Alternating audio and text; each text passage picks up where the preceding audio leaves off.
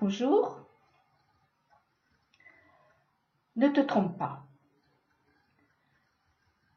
Nous avons l'habitude de dire et de penser « tout le monde peut se tromper ». Il suffit de revenir et de ne pas recommencer après avoir appris. C'est vrai et c'est juste. L'homme est perfectible, pas infaillible, et il est nécessaire pour sa survie et celle des autres d'avoir un regard conciliant le plus souvent possible. Personne ne peut prétendre tout savoir, sauf les sots. Aujourd'hui, j'aimerais aborder l'expression « ne te trompe pas » comme un ordre à l'instar des 10 commandements, mais s'adressant à soi. Ne te mens pas, ne te tue pas, ne te vole pas, ne te fais pas de mal.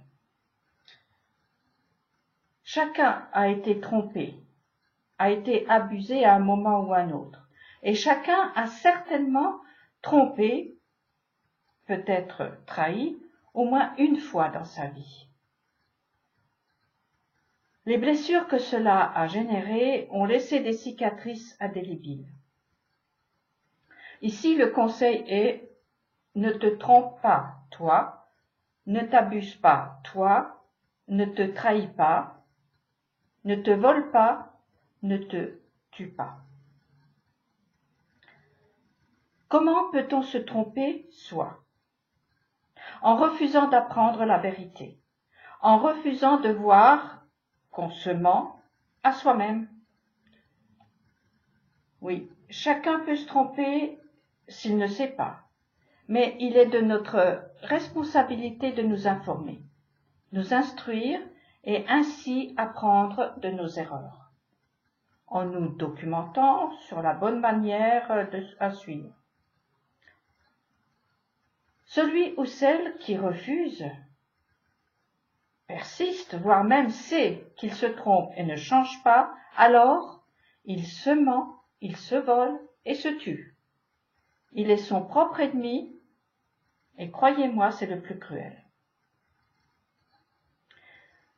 Il y a celui qui se sait malade et se soigne. Il y a celui qui sait et refuse de se soigner. Et puis, il y a celui qui ne sait pas qu'il est malade.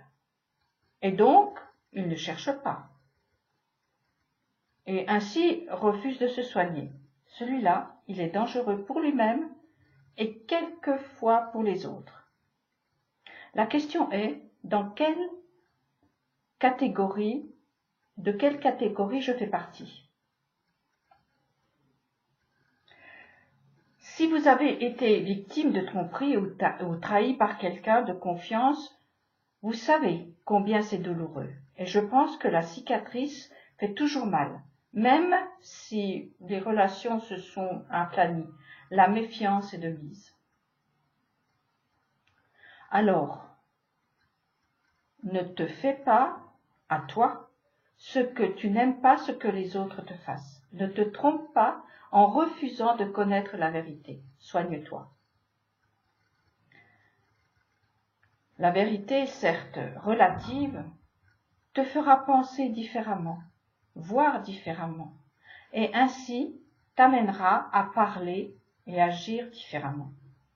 Mais pour cela, il est nécessaire de s'exposer dans la lumière, sortir de l'ombre, de l'arbre, des fruits interdits,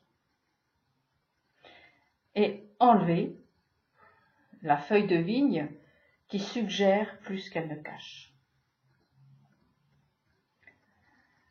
Ne t'abuse pas afin de pouvoir devenir.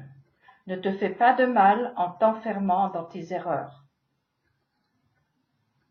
Tu te trompes peut-être parce que tu as mal compris, mal interprété. Peut-être tu ne sais pas encore. Alors, apprends, change. Ne fais pas comme ça. Pense, agis différemment. N'insiste pas dans cette lancée. Surtout, ne te fais pas de mal en te mentant après avoir pris conscience que tu te trompais. La réflexion sur le sujet de cette intervention m'a conduite à l'injonction donnée à Abraham lorsqu'il avait le bras levé sur le fils qu'il chérissait. Il lui a été dit « Ne fais pas de mal à l'enfant. Tu t'es trompé sur le sens de mes paroles. Change. » lui a dit l'ange protecteur.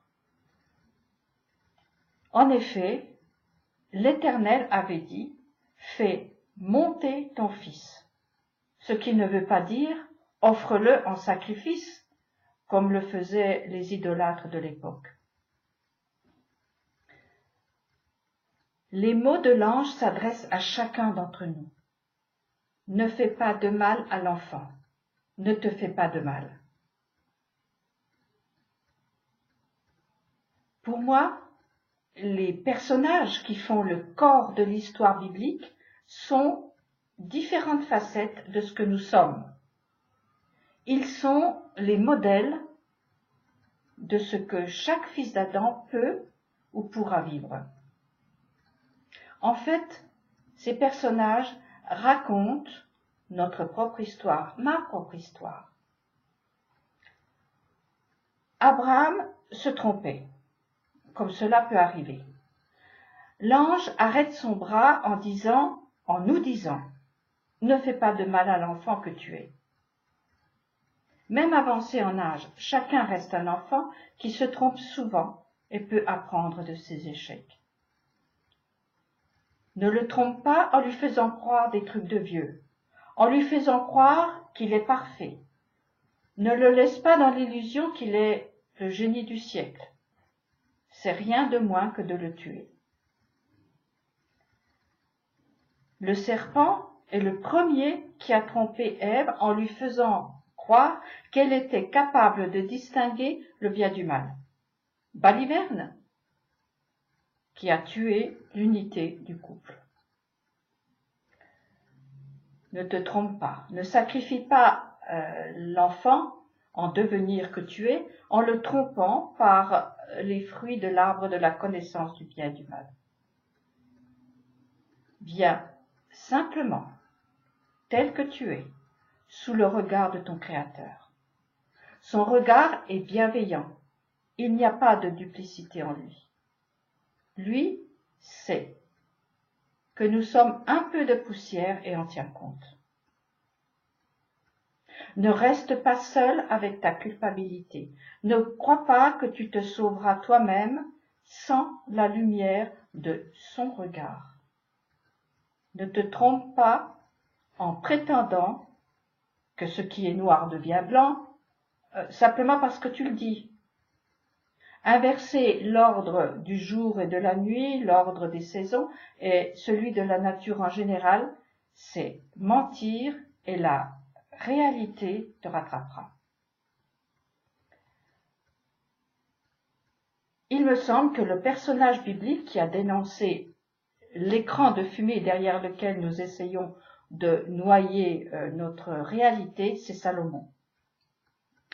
Les écrans de fumée, il les décrit dans le livre dit de l'Ecclésiaste. Comme une ritournelle, il répète « ça aussi c'est vanité et pâture du vent ». Il va jusqu'à dire « tout est vanité ».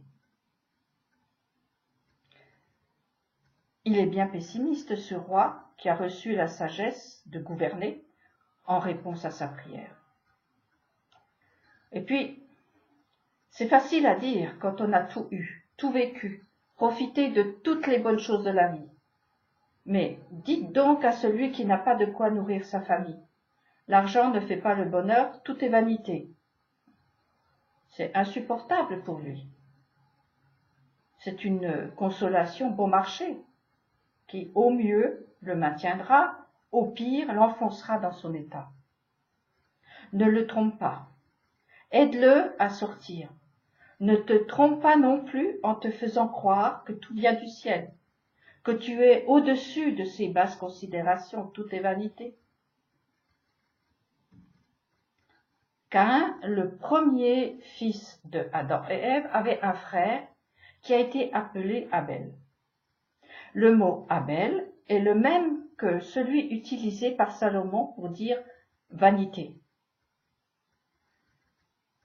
Abel aurait-il été vaniteux vis-à-vis de son frère, ce paysan qui se salissait les mains et transpirait pour tirer la nourriture de la terre? Il semblerait.